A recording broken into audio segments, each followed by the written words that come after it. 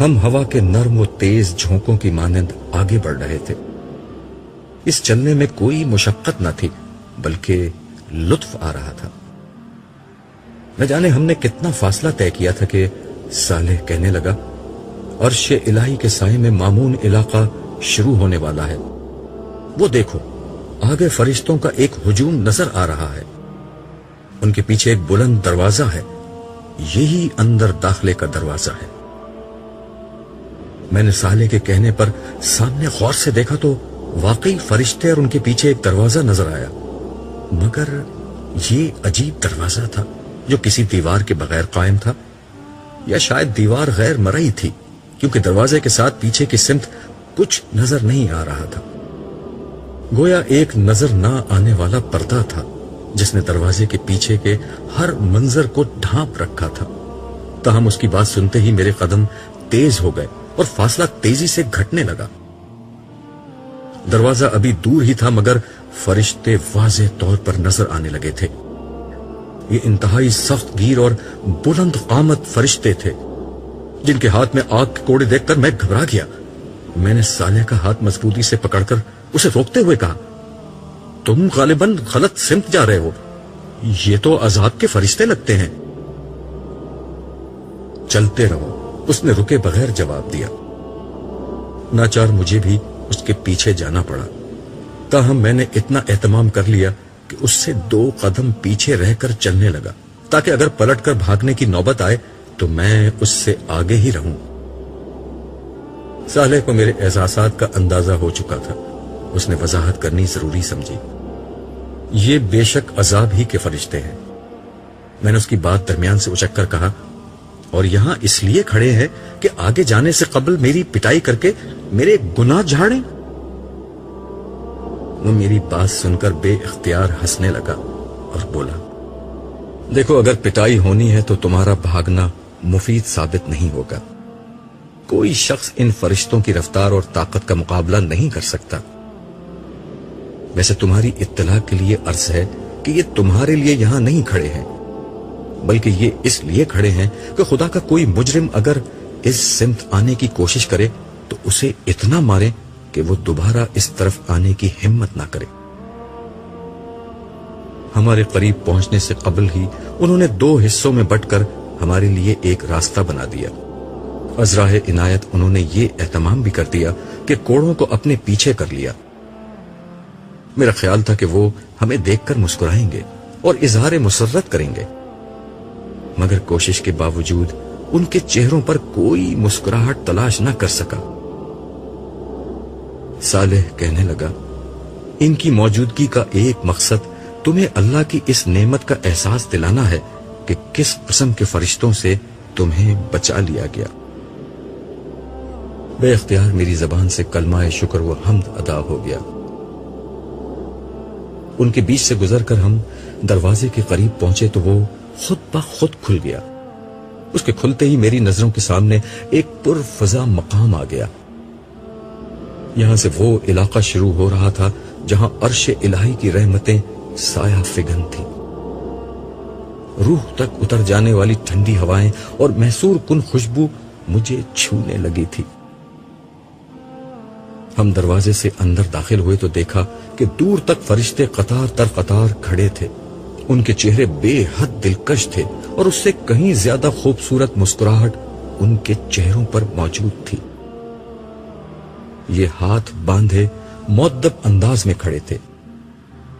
ہم جیسے ہی ان کے بیچ سے گزرے، دعا و سلام اور خوش آمدید کے الفاظ سے ہمارا خیر مقدم شروع ہو گیا۔ ان کے رویے اور الفاظ کی تاثیر میری روح کی گہرائیوں میں اتر رہی تھی اور ان کے وجود سے اٹھنے والی خوشبوئیں میرے احساس کو سرشار کر رہی تھی۔ یہاں داخل ہوتے ہی مجھے یہ محسوس ہوا کہ میرے اندر کوئی غیر معمولی تبدیلی آئی ہے، لیکن اس وقت میری ساری توجہ فرشتوں اور یہاں کے دلکش ماحول کی طرف تھی، اس لیے میں زیادہ توجہ نہیں دے سکا کہ میرے ساتھ کیا ہوا ہے۔ میں اس کیفیت کو بس یہاں کے ماحول کا ایک اثر سمجھا۔ چلتے چلتے مجھے کچھ خیال آیا تو میں نے صالح کے کان میں سرگوشی کی، یار یہ تو ٹھیک ہے کہ یہ لوگ مجھے کوئی نجات یافتہ شخص مان کر میرا استقبال کر رہے ہیں، لیکن یہاں میری ذاتی واقفیت تو کوئی نہیں ہے. کیا یہاں تمہارا کوئی واقف ہے؟ میری بات سن کر صالح ہنستے ہوئے بولا، عبداللہ، آج ہر شخص اپنی پیشانی سے پہچانا جائے گا کہ وہ کون ہے. تمہیں علم نہیں، مگر تمہارا پورا تعارف تمہاری پیشانی پر درج ہے. تم دیکھتے جاؤ آگے کیا ہوتا ہے. قطار کے اختتام پر کھڑا ایک وجیح فرشتہ جو اپنے انداز سے ان سب کا سردار معلوم ہوتا تھا میرے پاس آیا اور میرا نام لے کر اس نے مجھے سلام کیا. میں نے سلام کا جواب دیا. پھر وہ بہت نرمی اور محبت سے بولا، ہمیشہ باقی رہنے والی کامیابی مبارک ہو. میں نے جواب میں شکر ادا ہی کیا تھا کہ وہ دوبارہ بولا، کیا آپ آئینہ دیکھنا پسند کریں گے؟ میری سمجھ میں نہیں آیا کہ اس نے یہ بات مذاق میں کہی تھی یا سنجیدگی سے، کیونکہ اس وقت آئینہ دیکھنے کی کوئی معقول وجہ مجھے سمجھ میں نہیں آ رہی تھی. تاہم اس نے میرے جواب کا انتظار نہیں کیا. ایک فرشتے کو اشارہ کیا اور اگلے ہی لمحے میرے سامنے ایک قد آدم آئینہ تھا. میں نے اس آئینے کو دیکھا اور مجھے یقین ہو گیا کہ اس نے میرے ساتھ مذاق کیا تھا، کیونکہ یہ آئینہ نہیں بلکہ ایک انتہائی خوبصورت اور زندگی سے بھرپور پینٹنگ تھی، جس میں ایک خوبصورت نوجوان بلکہ شہزادہ شاہانہ لباس زیب تن کیے کھڑا تھا. یہ تصویر کسی بھی اعتبار سے تصویر نہیں لگ رہی تھی، بلکہ یوں محسوس ہو رہا تھا کہ جیسے آئینے کے سامنے کوئی زندہ انسان کھڑا ہوا ہے. میں نے اس فرشتے کی طرف دیکھا اور مسکرا کر کہا، آپ اچھا مذاق کرتے ہیں، مگر پینٹنگ اس سے زیادہ اچھی کرتے ہیں. مصور تو آپ ہی معلوم ہوتے ہیں، لیکن اس میں ماڈل کون ہے؟ فرشتے نے انتہائی سنجیدگی سے میری بات کا جواب دیا، پینٹر تو المصور یعنی مالک ذوالجلال ہے، البتہ ماڈل آپ ہیں. اس کے بعد اس نے صالح کو اشارہ کیا. وہ میرے قریب آیا اور میرا سر گھما کر دوبارہ پینٹنگ کی طرف کر دیا. اس دفعہ پینٹنگ میں اس نوجوان کے ساتھ صالح بھی نظر آ رہا تھا. میں حیرت سے کبھی صالح کو دیکھتا اور کبھی اس آئینے میں کھڑے دوسرے شخص کو، جس کے بارے میں ان دونوں کی متفقہ رائے یہ تھی کہ یہ میں ہی تھا. مگر یہ میں تو نہیں، میں نے بلند آواز سے کہا. جواب میں صالح نے یہ مصرع پڑھ دیا، اے جانے جہاں، یہ کوئی تم سا ہے کہ تم ہو. لیکن یہ کیسے ممکن ہے؟ میں تو ایک بوڑھا شخص تھا اور جوانی میں بھی کم از کم ایسا تو نہیں تھا. اس دفعہ میری بات کا جواب فرشتے نے دیا. آپ ناممکنات کی دنیا سے ممکنات کی دنیا میں آ گئے ہیں. آپ انسانوں کی دنیا سے خدا کی دنیا میں آ گئے ہیں. آج ہر شخص ویسا نہیں دکھائی دے گا جیسے وہ دنیا میں دوسرے انسانوں کو نظر آتا تھا، بلکہ آج ہر شخص ویسا نظر آئے گا جیسا وہ اپنے مالک کو نظر آتا تھا. اور مالک کی نظر میں انسانوں کی صورت گری ان کے گوشت پوش پر نہیں، بلکہ ان کے ایمان و اخلاق اور اعمال کی بنیاد پر ہوتی تھی. آپ اسے دنیا میں جیسے لگتے تھے ویسے ہی آج اس نے آپ کو بنا دیا ہے. ویسے یہ عارضی انتظام ہے. آپ کی فیصلہ کن شخصیت اس وقت سامنے آئے گی جب جنت میں آپ کے درجات کا فیصلہ حتمی طور پر ہوگا. سر دست تو آپ آگے جائیں، بہت سے دوسرے لوگ آپ کا انتظار کر رہے ہیں. ہم آگے کی سمت بڑھ رہے تھے. مجھے اندازہ ہو چکا تھا کہ اندر داخل ہوتے ہی مجھے جس تبدیلی کا احساس ہوا تھا وہ کیا تھی. میری چال میں بہت اعتماد تھا. شاید یہ آئینے کا اثر تھا کہ اب مجھے یقین آنے لگا تھا کہ رب کعبہ نے مجھے سرفراز کر کے میرے بخت کو ہمیشہ کے لیے جگا دیا ہے. میری زندگی کے شب و روز اور اس میں پیش آنے والے مسائل اب میرے لیے خواب و خیال ہو چکے تھے. پچھلی دنیا کی محرومیاں، صبر اور محنتیں کبھی اس طرح بھی رنگ لائیں گی، مجھے اس کا قطعاً اندازہ نہیں تھا. قرآن کریم اور احادیث میں اگلی دنیا کا بہت کچھ تعارف پڑا تھا، मगर आंख जो कुछ देख सकती है, कान सुनते और हवास महसूस कर सकते हैं, वो अल्फाज से शऊर तक बहुत कम मुंतकिल होता है। आज जब ये सब हकायक सामने हैं तो यकीन नहीं आता कि मुझे ये अंदाजा तो जिंदगी ही में हो चुका था कि आखिरत की बाजी में जीत जाऊंगा, मगर इस जीत का मतलब इतना शानदार होगा, इसका मुझे बिल्कुल भी अंदाजा नहीं था। तुम्हें अभी पूरा अंदाजा नहीं हुआ है। साले पता नहीं किस तरह मेरे ख्यालात पड़ रहा था। उसके जुमले ने मुझे चौंका दिया। उसने अपनी बात जारी रखी। असल जिंदगी तो अभी शुरू ही नहीं हुई। अभी तो तुम हश्र के आरजी मरहले में हो। असल जिंदगी तो दर हकीकत जन्नत में शुरू होगी। उस वक्त खुदा का बदला देखना, उस वक्त खुदा को दाद देना। सरे दस्त तो आगे देखो, हम कहां खड़े हैं। उसकी बात से मुझे एहसास हुआ कि मैं अपने माहौल से बिल्कुल लाताल्लुक होकर चल रहा था। मैंने नजर उठाकर देखा, हम उस वक्त एक वसी व अरीज और सर सब्ज शादाब मैदान में थे। आसमान पर सूरज चमक रहा था, उसमें रोशनी थी पर धूप न थी। आसमान पर कहीं बादल न थे, मगर जमीन पर हर जगह साया था। जमीन सब्ज थी। शायद इसी के असर से आसमान नीलगों के बजाय सब्जी माइल हो रहा था। मैदान के वस्त में एक फलक बोस पहाड़ था। मुहावरतन नहीं, हकीकतन फलक बोस, क्योंकि उसकी चोटी जहां से हम खड़े देख रहे थे आसमान में पेवस्त लग रही थी। फजा में हर तरफ भीनी भीनी खुशबू महक रही थी। यह खुशबू हर एतबार से बिल्कुल नहीं मगर इंतहाई महसूर कुद थी। हमारी समात हमें उन नगमों का एहसास दिला रही थी जो कानों में रस खोलने वाली मौसीकी के साथ चार सू बिखरे हुए थे। मुझे ये लग रहा था कि ये खुशबू और ये मौसीकी मेरी नाक और कान के रास्ते से नहीं बल्कि बराह रास्त मेरे आसाब तक पहुंच रही है। उसकी तासीर में महक व आंग और सुकून व सरूर के अनासिर इस खूबसूरत तनासुब से यकजा थे कि मुझे अपना वजूद तहलील होता महसूस हो रहा था। मैं एक जगह रुक कर खड़ा हो गया और आंखें बंद करके इस माहौल में गुम हो गया। साले ने मेरा इन्हिमाक देखकर कहा, इस पहाड़ का नाम आराफ है, आओ इसके गिर्द चक्कर लगाते हैं। मैं साथ साथ तुम्हें यहां की सारी तफसीलात से आगाह करता रहूंगा। मैं जवाब दिए बगैर सहरजदा अंदाज में साले के साथ हो लिया। हमने दाएं तरफ से अपना सफर शुरू किया। हम कुछ दूर ही चले थे कि पहाड़ के एक हिस्से पर उम्मत आदम लिखा हुआ नजर आया। मैंने साले से पूछा, क्या यहां आदम अलैहिस्सलाम है? नहीं, सारे नबी पहाड़ के ऊपर बुलंद हिस्से पर मौजूद हैं। तुम देखोगे कि हर थोड़ी देर बाद इसी तरह किसी न किसी नबी और उसकी उम्मत का नाम लिखा हुआ नजर आएगा। हर उम्मत के निजात याफ्ता लोग, तुम्हारी तरह के निजात याफ्ता लोग यहां आकर जमा होंगे। उसने जवाब दिया। क्या मुझे उम्मत मोहम्मदिया के कैंप में जाना होगा? इस पर मैंने इश्तियाक से पूछा।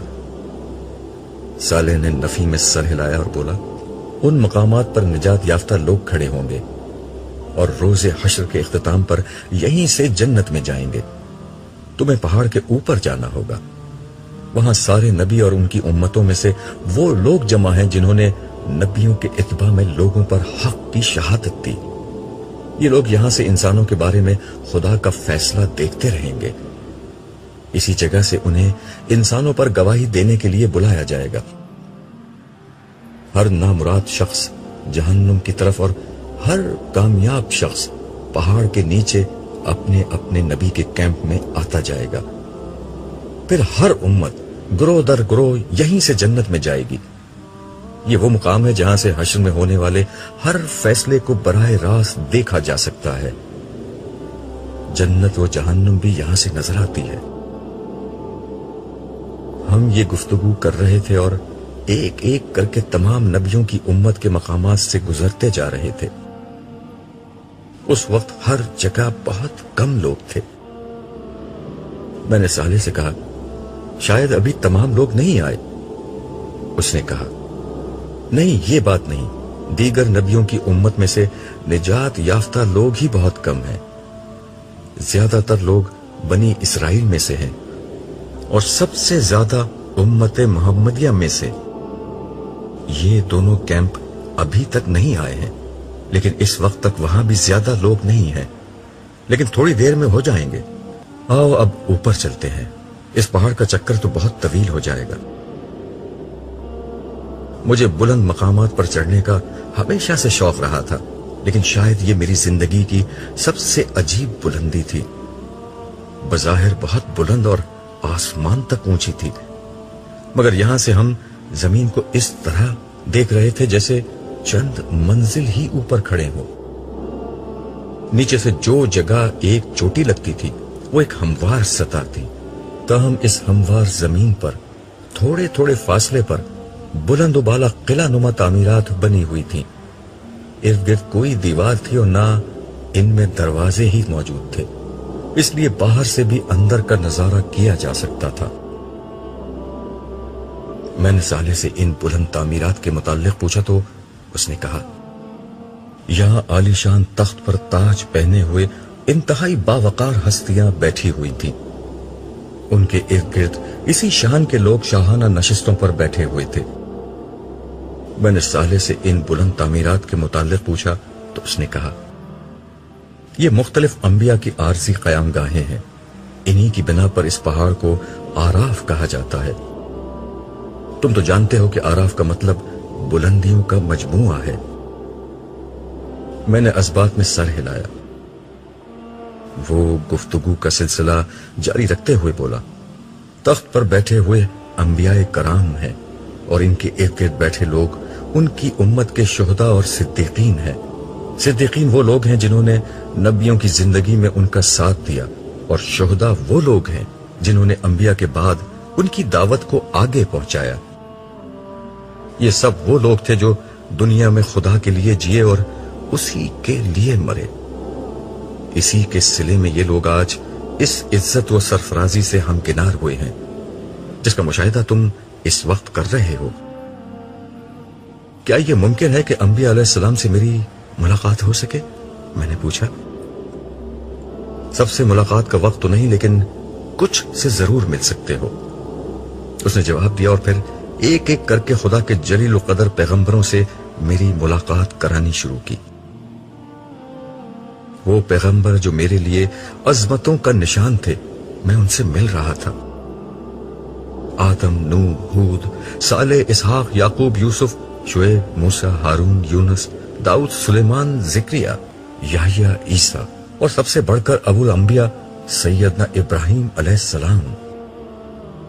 سب نے گلے لگا کر اور میری پیشانی پر بوسہ دے کر میرا استقبال کیا اور مجھے مبارکباد دی.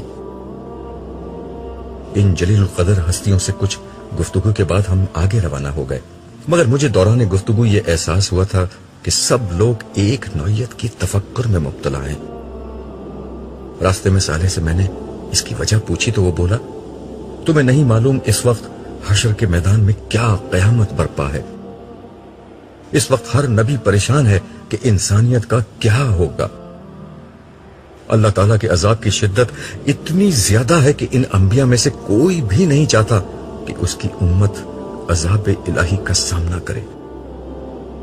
وہ چاہتے ہیں کہ اللہ تعالیٰ لوگوں کو معاف کر دیں، مگر سر دست اس کا کوئی امکان نہیں.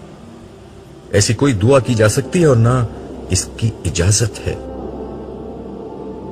لوگ سینکڑوں برس سے خوار اور خراب ہو رہے ہیں. سر دست حساب کتاب شروع ہونے کا بھی کوئی امکان نہیں ہے. سینکڑوں برس کیا مطلب؟ ہمیں تو اندر آئے ہوئے بمشکل 1-2 گھنٹے گزرے ہوں گے. میں نے چونک کر تعجب سے کہا، یہ تم سمجھ رہے ہو. آج کا دن کامیاب لوگوں کے لیے گھنٹوں کا ہے اور باہر موجود لوگوں کے لیے انتہائی سخت و مصیبت کا ایک بے حد طویل دن ہے. باہر صدیاں گزر گئی ہیں مگر تم ابھی یہ بات نہیں سمجھو گے. اس نے وضاحت کرتے ہوئے جواب دیا. میں اس کی بات کو ہضم نہیں کر سکا، مگر ظاہر ہے میں جس دنیا میں تھا وہاں सब कुछ मुमकिन था और न जाने और कितनी ताज्जुब अंगेज बातें मेरे सामने आने वाली थीं। सहाबा कराम और महाजरीन व अंसार हल्का बनाए अदब व एहतराम से बैठे थे। उम्मत मोहम्मदिया के अव्वलीन व आखरीन की भी एक बड़ी तादाद मौजूद थी। शम्अ रिसालत के इन परवानों के बीच रिसालत बाप सर झुकाए तशरीफ फरमा थे सल्लल्लाहु अलैहि वसल्लम। बज़ाहिर हर चीज बिल्कुल ठीक थी, मगर मैं महसूस कर सकता था कि यहां भी उसी नौइयत का तफक्कुर फैला हुआ था जिसे मैं पीछे देख आया था। रसूल अल्लाह सल्लल्लाहु अलैहि वसल्लम बारगाह उहदियत में दुआ कर रहे हैं। हमें बैठकर इंतजार करना चाहिए। सालेह पिछली नशिस्तों की तरफ बढ़ते हुए बोला। हम पिछली नशिस्तों पर बैठ गए। यहां से यह अंदाजा करना मुश्किल था कि आगे क्या हो रहा है। मैंने साले से दरियाफ्त किया, यह हिसाब किताब कब शुरू होगा? मुझे क्या मालूम, किसी को भी मालूम नहीं, उसने जवाब दिया। उसकी बात सुनकर मैं खामोश हो गया और नशिस्त की पुश्त से सर टिकाकर आंखें बंद करके बैठ गया। न जाने कितना वक्त गुजरा था कि साले की आवाज मेरे कान में आई। अब्दुल्ला उठो, देखो तुमसे कौन मिलने आया है। उसकी आवाज पर मैं चौंक कर खड़ा हो गया। सामने देखा तो एक इंतहाई बावकार हस्ती मेरे सामने खड़ी थी। उनके चेहरे पर मुस्कुराहट और आंखों से मोहब्बत के आसार झलक रहे थे। इससे कबल के साले मजीद कुछ कहता, उन्होंने नर्म लहजे में अपना तारुफ कराते हुए कहा, मरहबा अब्दुल्ला, मेरा नाम अबू बकर है। रसूल अल्लाह सल्लल्लाहु अलैहि वसल्लम की तरफ से मैं तुम्हें खुशामदीद कहता हूं। ये कहते हुए उन्होंने अपने दोनों हाथ फैला दिए।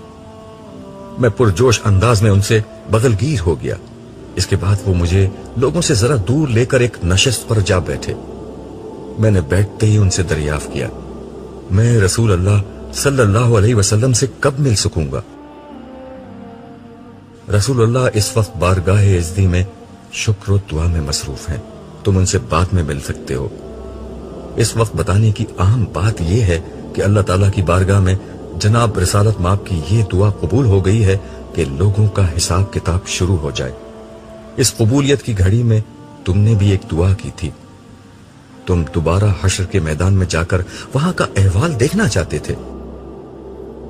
तुम्हें इसकी इजाजत मिल गई है। हिसाब किताब कुछ देर बाद शुरू होगा। तुम उस वक्त तक लोगों के अहवाल देख सकते हो। यह पैगाम देकर ही रसूल अल्लाह सल्लल्लाहु अलैहि वसल्लम ने मुझे तुम्हारे पास भेजा है। यह सुनकर मेरे चेहरे पर खुशी के तासुरात जाहिर हुए, जिन्हें देखकर खलीफा रसूल के चेहरे पर भी मुस्कुराहट आ गई। एक वक्फे के बाद वो दोबारा गोया हुए, बाहर बहुत सख्त माहौल है। साले अगरचे तुम्हारे साथ होगा, मगर फिर भी तुम ये पीते जाओ। ये मशरूब तुम्हें बाहर के आलाम से महफूज कर देगा। ये कहकर उन्होंने पास रखा सुनहरे रंग का जगमगाता हुआ एक गिलास मेरी सिमत बढ़ा दिया। मैंने दोनों हाथ आगे बढ़ाकर ये गिलास उनके हाथों से लिया और अपने होठों से लगा लिया। गिलास होठों से लगाते ही एक अजीब वाकया हुआ। मैं अगरचे बिल्कुल प्यासा नहीं था और ना किसी तकलीफ और बेचैनी ही में था, मगर जो तस्कीन मुझे मिली वो शायद सदियों के किसी प्यासे को भी पानी का पहला घूंट पीने पर नहीं मिलती होगी। इस मशरूब का एक घूंट हलक से उतारते ही लज्जत, सैराबी, आसूदगी, मिठास और ठंडक के अल्फाज अपने ऐसे मफाहीम के साथ मुझ पर वाजे हुए जिसका तजुर्बा मुझे तो क्या किसी दूसरे इंसान को भी कभी नहीं हुआ होगा। इस मशरूब का एक एक कतरा मेरी जबान से हलक, हलक से सीने और सीने से मैदे तक उतरता रहा और मेरी रग रग को सैराबी और सरशारी की कैफियत से दो चार करता गया।